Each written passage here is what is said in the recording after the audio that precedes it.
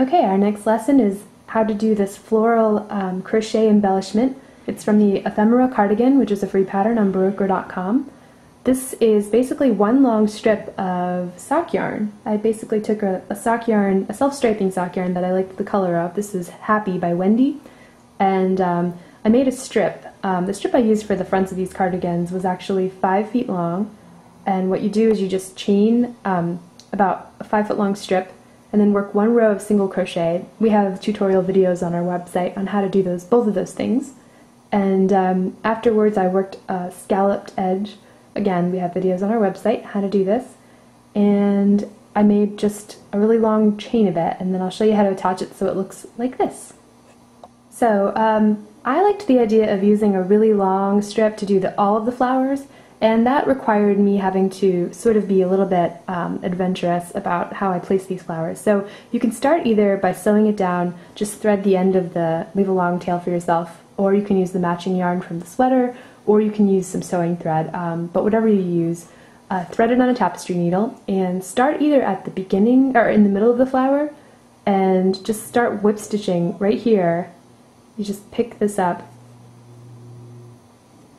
and then attach it to the sweater. Be careful you don't sew through both layers. Sometimes I put a magazine in between the front and the back if my sweater's already assembled, so I don't sew the two layers together. It happens all the time. It happens to the best of us. So just start whip stitching the lower kind of chain foundation row, and you're going to have to start curling pretty soon. So after you get it kind of attached, start curling around and just continue this way. You can curl it around this way and form the flower like that. And then you get to the end, you can either work these individually and just tack that down, be done with it, start another chain, make a 4-inch piece or whatever, and make another flower of a different size or whatever you want to do. I liked the challenge of kind of meandering over this way and starting a new flower. I can start the flowers, sometimes I like to start them by sewing them in a wide circle like this and then coiling inwards, sewing it down the whole time, sew down the base of it. You can get different effects if you want it to be a flat flower, you sew it kind of with more space in between these rounds, or if you want it to be a really three-dimensional flower, you can sew it really closely together and wind it really tightly. So just play around with whatever you like. Self-striping sock yarns are fun because you can kind of get these separate flower effects. When the yarn changes color, you have a copper-colored flower, and then all of a sudden you have a gray one. So that's really fun. Next we'll add the bead center. Okay, to start our bead accent, first you want to sew or thread a sewing needle with some regular sewing thread. I have hot pink here, but obviously you want to match your beads or your sweater yarn when you're doing it for real.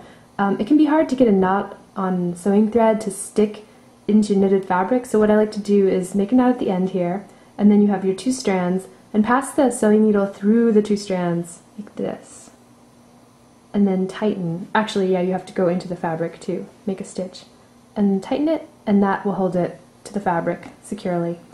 So this is really easy. Again, it's not very organized, you just do it willy-nilly. Thread a bead onto the fabric, or onto the thread rather, and then just take a little stitch. And there's one bead attached. And then thread another bead, and make another stitch. And I'm just going really haphazardly in different directions. And I'm trying to be too careful not to make really big stitches that when I pull and tighten the thread will pucker the fabric. I think honestly the more disorganized it looks in this case, the better, because it's supposed to look like something from the natural world. And it isn't always orderly. So keep throwing, keep threading, sorry. Freudian slip. And just make your little stitches. This pink and green is kind of preppy, huh? And just fill in the whole area of the base of the flower until it looks like pollen. A little extra bling for your sweater. It's just, see, I've already finished basically what would be in the middle of a flower. You can go really crazy and go wild, but that only took a minute, and now your sweater is heirloom worthy. So, hope you've enjoyed this tutorial. Bye!